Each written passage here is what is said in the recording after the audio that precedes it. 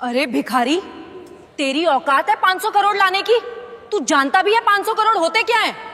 तुम लोगों को अंदाजा भी है कि ये क्या हो गया है?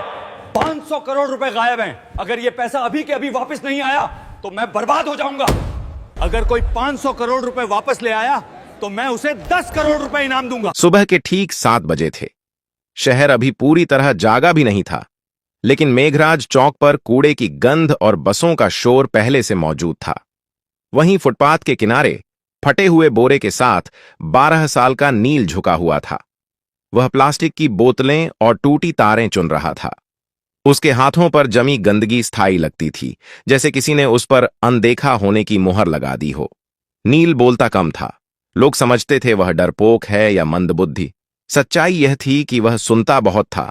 बातें, आवाजें, मशीनों की। जब लोग बोलते थे वह शब्द पकड़ता था। जब मशीनें चलती थीं वह पैटर्न पकड़ता था। ठीक उसके सामने शहर का सबसे बड़ा निजी बैंक खड़ा था। शीशे की ऊंची इमारत। हर सुबह काली गाड़ियों से सूट पहने लोग उतरते, मोबाइल पर चिल्लाते हुए अंदर जाते।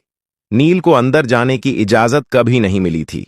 गार्ड हर बार एक ही शब्द कहता था, भाग यहां से। नील मुस्कुरा देता था और फिर कूड़े में झुक जाता था। उसी बैंक की दीवार से सटा एक पुराना ट्रांसफॉर्मर बॉक्स था। नील अक्सर उसके पास बैठकर सूखी रोटी खाता था। उसे वहां से एक अजीब सी भनभनाहट सुनाई देती थी। बाकी लोगों के लिए वह शोर था, नील के लिए भाषा। उस दिन दोपहर को माहौल बदला हुआ था। बैंक के अंदर अचानक अफरा तफरी मच गई। कर्मचारी अपनी सीटों से उठ खड़े हुए। मैनेजर्स के चेहरे पीले पड़ गए। एक के बाद एक फोन बजने लगे। ऊपर की मंजिल पर बोर्डरूम में चीख सुनाई दी, 500 करोड़ गायब हो गए हैं। यह कोई अफवाह नहीं थी। बैंक के मेन सर्वर से 500 करोड़ गायब हो गए हैं। करोड़ रुपए ऑनलाइन ट्रांसफर हो चुके थे। पैसा न किसी ग्राहक के खाते में था, न किसी विदेशी बैंक में। वह सिस्टम से जैसे फिसलकर हवा में घुल गया था। आईटी टीम दौड़ पड़ी। सर्वर लॉग्स खोले गए, फायरवॉल चेक हुए, साइबर सिक्योरिटी एक्सपर्ट्स को कॉल गया, पुलिस को सूचना दी गई। हर मिनट के साथ बैंक की साख डूब रही थी। बाहर फुटपाथ पर बैठा नील यह सब देख रहा था। उसे कुछ अजीब लगा। बैंक के बैकअप सर्वर की एग्जॉस्ट फैन की आवाज बदली हुई थी। वह लय में नहीं चल रही थी।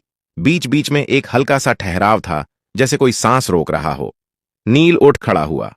उसने बोरा नीचे रखा और दीवार के पास कान लगा दिया। उसकी आंखें सिकुड़ गईं। यह चोरी नहीं है, वह बुदबुदाया। यह रूट रीडायरेक्शन है। नील को याद आया अपनी मां का चेहरा। मां जो कभी इसी बैंक में क्लीनर थी। एक रात एक्सीडेंट में चली गई। उसके बाद नील सड़क पर आ गया। मां के पास एक पुराना कीपैड फोन था और उसमें कुछ नोट्स। नंबर नहीं, पैटर्न। नील ने जेब से वह मुड़ा तोड़ा कागज निकाला जिस पर उसने खुद से बनाए निशान लिख रखे थे। वह रोज मशीनों को देखकर नई चीजें समझता और निशान बनाता था। बैंक के अंदर घबराहट बढ़ रही थी। बाहर एक कूड़ा बिनने वाला लड़का खड़ा था, जिसकी नजरें शीशे के पार सर्वर रूम की दीवारों के आर पार देख रही थीं। नील ने गहरी सांस ली। अगर अब नहीं बताया, उसने खुद से कहा, तो पैसा हमेशा के लिए चला जाएगा। उसने बोरा उठाया और बैंक के मुख्य गेट की तरफ बढ़ गया। गार्ड ने उसे देखते ही डंडा उठाया। कहा था ना, यहां मत आना। नील रुका नहीं। उसने पहली बार सीधा आंखों में देखकर कहा, साहब, जो पैसा गया है वो अभी भी इसी बैंक में है। गार्ड हंसा, लेकिन अंदर कहीं ऊपर एक अलार्म और तेज हो गया।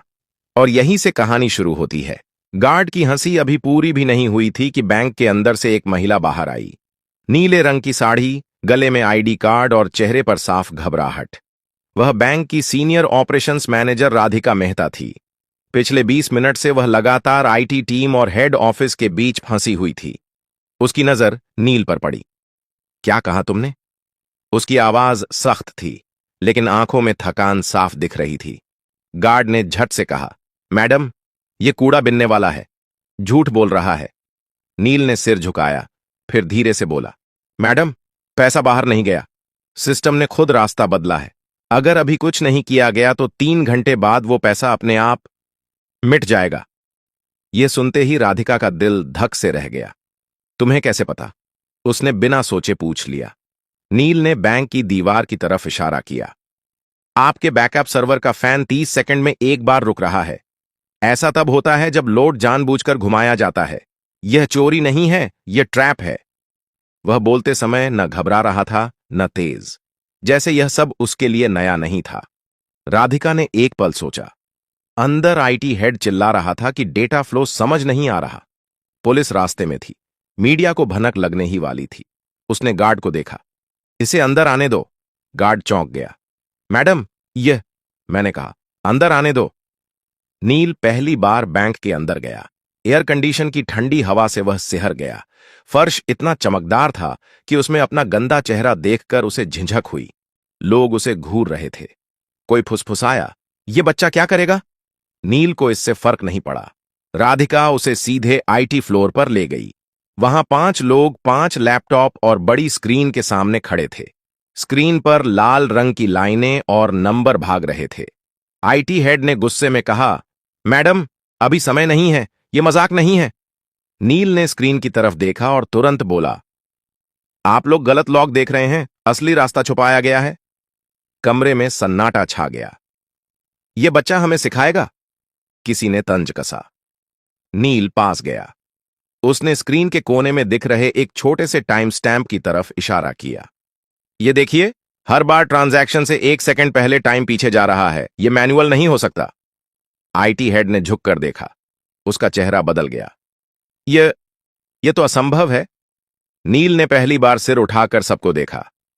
असंभव नहीं है सर। जिसने यह किया है उसने पैसा चुराया नहीं, उसने बैंक को खुद से लड़ने पर मजबूर कर दिया है। राधिका की आवाज कांप गई।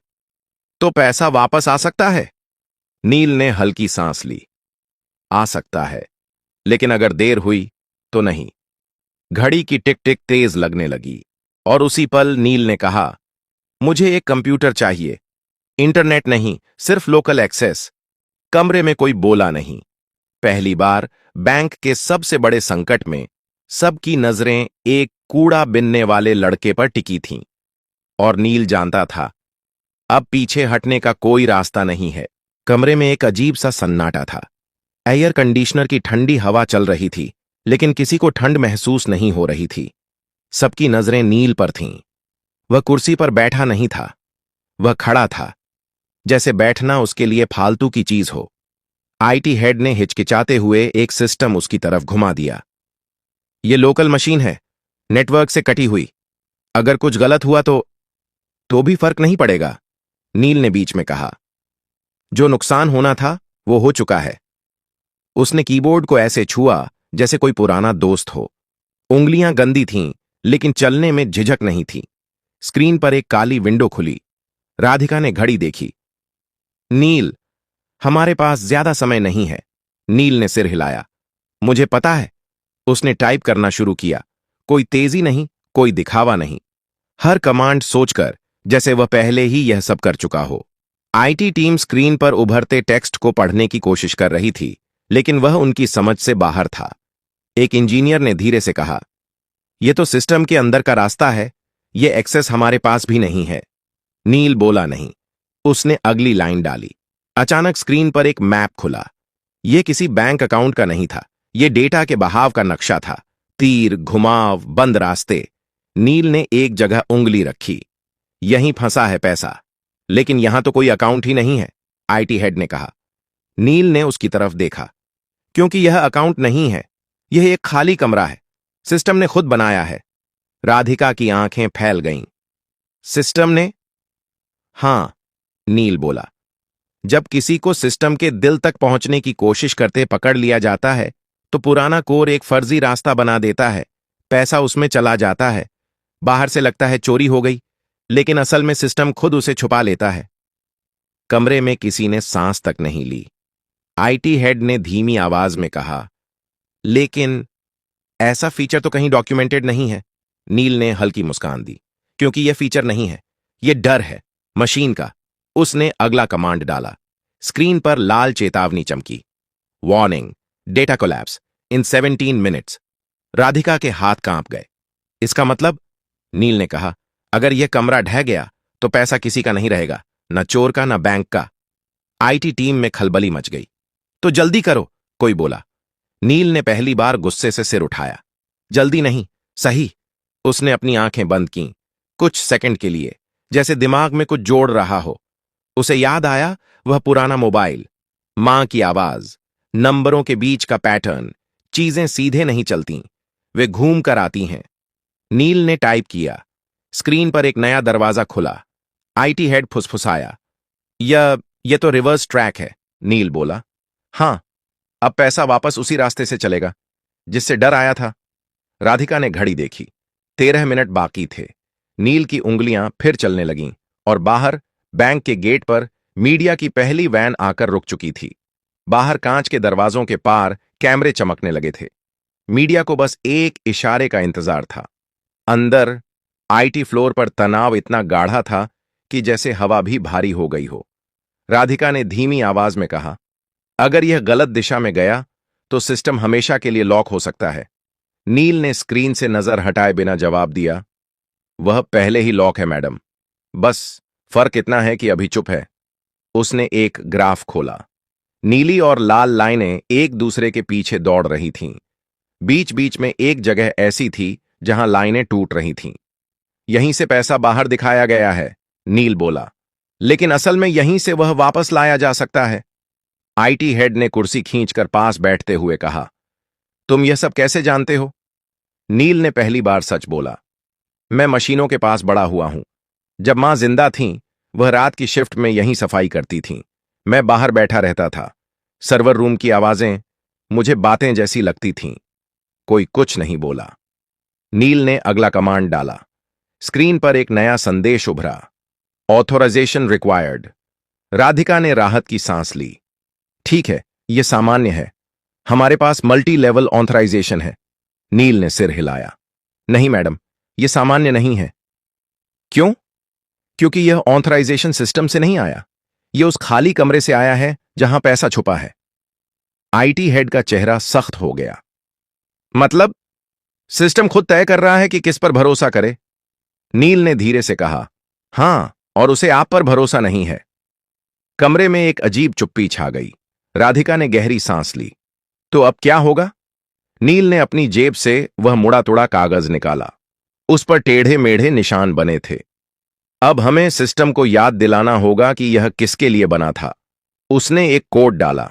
यह कोई पासवर्ड नहीं था, यह समय, राशि और क्रम का मेल था। वही क्रम जिसमें बैंक हर दिन छोटे खातों को प्राथमिकता देता था। स्क्रीन पर अचानक हजारों छोटे ट्रांजैक्शन चमक उठे। 10 रुपए, 50 रुपए, 200 रुपए। आईटी टीम हड़बड़ा गई। ये क्या कर रहे हो? इससे सिस्टम और स्लो हो जाएगा। नील ने शांत स्वर में कहा, नहीं, इससे सिस्टम को भरोसा आएगा। राधिका ने हैरानी से पूछा, भरोसा? हां, नील बोला। मशीनें ताकत पर नहीं चलती, वे पैटर्न पर चलती हैं, और सबसे सच्चा पैटर्न है छोटे लोगों का पैसा। स्क्रीन पर चेतावनी बदलने लगी। Trust index rising. IT head ने आंखें मल लीं। यह मीटर पहले कभी नहीं देखा, नील ने कहा, क्योंकि आपने कभी सिस्टम से पूछा ही नहीं कि उसे क्या चाहिए। घड़ी पर नजर पड़ी। 7 मिनट बाकी थे। नील की उंगलियां अब और तेज चल रही थीं, और उसी वक्त बैंक के मेन सर्वर से एक धीमी सी बीप की आवाज आई, जैसे कोई सोया हुआ दिमाग जाग रहा हो। सभी समझ गए, अब वापसी शुरू हो चुकी थी। बीप की वह आवाज छोटी थी, लेकिन असर बड़ा। आईटी फ्लोर पर खड़े हर इंसान की रीढ़ सीधी हो गई। स्क्रीन पर बिखरे हुए तीर अब एक दिशा में मुड़ने लगे थे, जैसे कोई भटकी हुई नदी अपने पुराने रास्ते को पहचान रही हो। आईटी हेड ने हकलाते हुए कहा, डेटा फ्लो रिवर्स हो रहा है। राधिका की आंखें स्क्रीन से हट ही नहीं रही थीं। मतलब? नील ने बिना रुके जवाब दिया, मतलब पैसा लौट रहा है, लेकिन अभी सफर पूरा नहीं हुआ है। स्क्रीन पर नंबर चलने लगे। 10 करोड़, 25 करोड़, 68 करोड़। कमरे में किसी की सांस नहीं निकल रही थी, लेकिन तभी एक जोर की बीप गूंजी। स्क्रीन लाल हो गई। System conflict detected. IT head उछल पड़ा। यह क्या है अब? नील रुक गया। पहली बार उसकी उंगलियां थमी। जिसने यह किया है उसे अब पता चल गया है। कौन? राधिका ने पूछा। नील ने सिर झुकाया। कोई बाहर का नहीं, अंदर का। कमरे में हलचल मच गई। लोग एक दूसरे की तरफ देखने लगे। स्क्रीन पर एक नया लॉग खुला। एक ही यूजर आईडी, एक ही मशीन, बार बार। आईटी हेड का चेहरा सफेद पड़ गया। ये तो हमारे ही नेटवर्क से है, नील ने धीरे से कहा। चोरी बाहर से नहीं हुई थी, रास्ता अंदर से खोला गया था। घड़ी देखी गई। अब सिर्फ 4 मिनट बचे थे। राधिका ने खुद को संभालते हुए कहा, नील, क्या हम इसे रोक सकते हैं? नील ने जवाब देने से पहले एक गहरी सांस ली। हां, लेकिन इसके लिए मुझे सिस्टम को पूरी तरह बंद करना होगा। 30 सेकंड के लिए। कमरे में हड़कंप मच गया। क्या? यह नामुमकिन है। पूरा बैंक ठप हो जाएगा। नील ने पहली बार सबको सीधे देखा। अगर नहीं किया तो पैसा आधे रास्ते में फंस जाएगा, न आपका रहेगा न चोर का। राधिका ने आंखें बंद की एक पल के लिए, फिर बोली, करो। आईटी हेड ने चौंक कर उसकी तरफ देखा। मैडम, मैं जिम्मेदारी लेती हूं। नील ने आखिरी कमांड तैयार किया। उसकी उंगलियां हल्की कांप रही थीं, लेकिन दिमाग साफ था। उसे मां की आवाज याद आई, डर लगे तो भी सही काम मत छोड़ना। उसने एंटर दबाया। पूरे बैंक की लाइटें एक साथ बुझ गईं। कंप्यूटर, एटीएम, सब कुछ। बाहर मीडिया चिल्ला उठा, बैंक बंद हो गया, पैसा डूब गया। अंदर घुप अंधेरा था। फिर 1 सेकंड बाद, 2 सेकंड बाद, तीसरे सेकंड पर एक हरी लाइट जली, फिर दूसरी, फिर पूरी स्क्रीन। सिस्टम वापस आ चुका था और इस बार पैसे के नंबर एक एक करके सही खाते में लौट रहे थे। 100 करोड़, 250 करोड़, 400 करोड़। आईटी हेड की आंखों से आंसू निकल आए। हो गया। आखिरी नंबर रुका। 500 करोड़। रिकॉन्साइल्ड।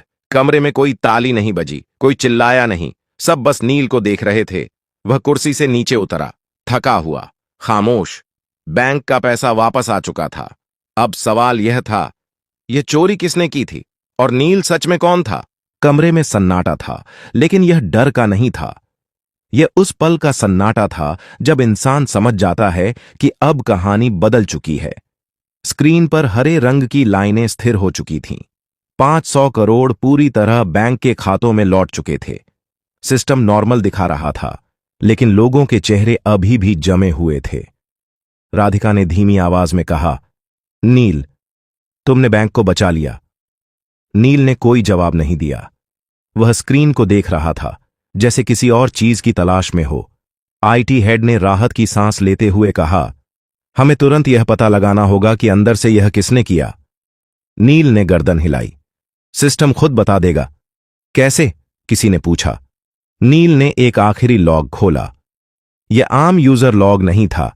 यह वह लेयर थी जहां सिर्फ तब एंट्री होती है जब कोई सिस्टम को धोखा देने की कोशिश करता है। स्क्रीन पर एक नाम उभरा।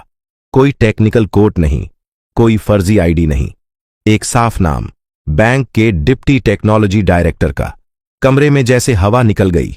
आईटी हेड कुर्सी पर बैठ गया। यह मुमकिन नहीं है, नील ने शांत स्वर में कहा। मुमकिन है, क्योंकि उसे सिस्टम की आदतें पता थीं। उसने सोचा, सिस्टम मशीन है। उसे यह नहीं पता था कि मशीन याद भी रखती है। राधिका ने तुरंत फोन उठाया। सिक्योरिटी को ऊपर भेजो, अभी। कुछ ही मिनटों में उस अधिकारी को कमरे में लाया गया। चेहरा पीला, आंखें नीचे। वह कुछ बोल नहीं रहा था। राधिका ने सख्त आवाज में पूछा, आपने यह क्यों किया? वह चुप रहा। नील आगे बढ़ा, क्योंकि आप सोच रहे थे कि पैसा बाहर निकल जाएगा और सिस्टम आपको पहचान नहीं पाएगा। लेकिन आपने एक गलती की। आदमी ने पहली बार सिर उठाया। कौन सी? आपने छोटे खातों को नजरअंदाज किया, नील बोला। आपने सिर्फ बड़े ट्रांजैक्शन देखे। सिस्टम ने आपको वहीं पकड़ लिया। आदमी टूट गया। मुझे कर्ज में डुबो दिया गया था। मुझे रास्ता नहीं दिखा।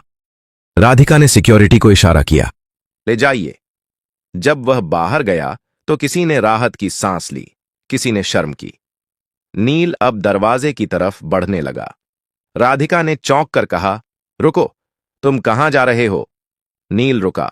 मेरा काम हो गया मैडम। काम? उसकी आवाज भर आई। तुम्हें पता है तुमने क्या किया है? बैंक, ग्राहक, पूरा सिस्टम। नील ने धीरे से कहा, मैंने सिर्फ जो गलत था उसे सही किया है। राधिका आगे बढ़ी। तुम्हें इनाम मिलेगा, नौकरी मिलेगी, पढ़ाई, सब कुछ। नील ने पहली बार हल्की मुस्कान दी। अगर आप सच में कुछ देना चाहती हैं तो एक काम कीजिए। क्या? बाहर जो बच्चे कूड़ा बीनते हैं ना, नील बोला, उनके लिए सिस्टम बनाइए, ऐसा सिस्टम जो उन्हें अनदेखा न करे। राधिका कुछ बोल नहीं पाई। नील दरवाजे से बाहर निकल गया। वही फटा बोरा, वही गंदे हाथ, लेकिन अब बैंक की दीवारें उसे देख रही थीं, क्योंकि सिस्टम तो बच गया था। अब इंसानों की बारी थी। बैंक के बाहर शाम ढल चुकी थी, लेकिन भीड़ कम नहीं हुई थी। कैमरे अब भी चमक रहे थे। रिपोर्टर एक दूसरे को धक्का देकर आगे आने की कोशिश कर रहे थे। सबको एक ही खबर चाहिए थी। 500 करोड़ कैसे लौटे? राधिका कांच के दरवाजे के पास आकर रुकी। उसके हाथ में माइक्रोफोन नहीं था, फिर भी आवाज साफ थी। यह बैंक की जीत नहीं है, उसने कहा। यह एक बच्चे की समझ की जीत है। भीड़ में हलचल मच गई। कौन बच्चा? कहां है वो? नाम बताइए। राधिका ने दरवाजे की तरफ देखा। नील जा चुका था। उसके कदम पहले ही फुटपाथ की तरफ मुड़ चुके थे, जहां उसकी दुनिया थी। टूटे डिब्बे, प्लास्टिक की बोतलें और मशीनों की आवाजें। उसे नहीं पता था कि पीछे क्या हो रहा है, लेकिन शहर को पता चल चुका था। कुछ ही घंटों में खबर फैल गई। एक कूड़ा बिनने वाला लड़का, बैंक की चोरी, 500 करोड़ वापस। सोशल मीडिया पर सवाल उठे। यह लड़का कौन है? इसे मौका क्यों नहीं मिला पहले? हमने कितनी नील जैसे बच्चों को अनदेखा किया? अगली सुबह बैंक के बाहर एक पोस्टर लगा। अगर आप नील को जानते हैं, हम उससे मिलना चाहते हैं। उसी सुबह नील ट्रांसफॉर्मर बॉक्स के पास बैठा था। उसने पोस्टर देखा, पढ़ा, फिर नजर हटा ली। उसके लिए पोस्टर नया नहीं था, नई थी लोगों की नजर। दोपहर तक नगर निगम के अधिकारी आए, फिर एक स्कूल की वैन, फिर एक महिला जो शिक्षा विभाग से थी। सब एक ही बात कह रहे थे, तुम्हें पढ़ना चाहिए, तुम्हें यहां से निकलना चाहिए। नील ने पहली बार सवाल पूछा, क्या पढ़ाई के बाद भी कोई मुझे सुनेगा? कोई जवाब नहीं दे पाया। शाम को राधिका खुद आई, बिना साड़ी, बिना पद के, सिर्फ एक इंसान की तरह। उसने नील के पास बैठकर वहीं सूखी रोटी तोड़ी। मैं तुम्हारे लिए कोई योजना नहीं लाई, उसने कहा। मैं बस ये पूछने आई हूं, तुम क्या चाहते हो? नील ने सोचा, फिर बोला, मैं चाहता हूं कि सिस्टम पहले पूछे, बाद में जज करे। राधिका ने सिर हिलाया। यहीं से एक बदलाव शुरू हुआ। बैंक ने एक छोटा सा प्रोग्राम शुरू किया। नाम नहीं था बड़ा, लेकिन असर बड़ा था। सड़क पर रहने वाले बच्चों को मशीनों के पास बैठने दिया गया। उन्हें हटाया नहीं गया, उन्हें सुना गया। नील वहां रोज आता था, अब बोरे के साथ नहीं, एक कॉपी के साथ। शहर ने पहली बार उसका नाम ठीक से बोला, नील, और यही नाम अब सिस्टम में दर्ज हो चुका था। अनदेखा नहीं, बल्कि जरूरी। अगर आपको यह कहानी पसंद आई हो तो लाइक जरूर करें। ऐसी ही कहानियों के लिए सब्सक्राइब करें और इसे अपने दोस्तों के साथ शेयर करें। कमेंट बॉक्स में जरूर लिखिए कि आप किस शहर या गांव से देख रहे हैं।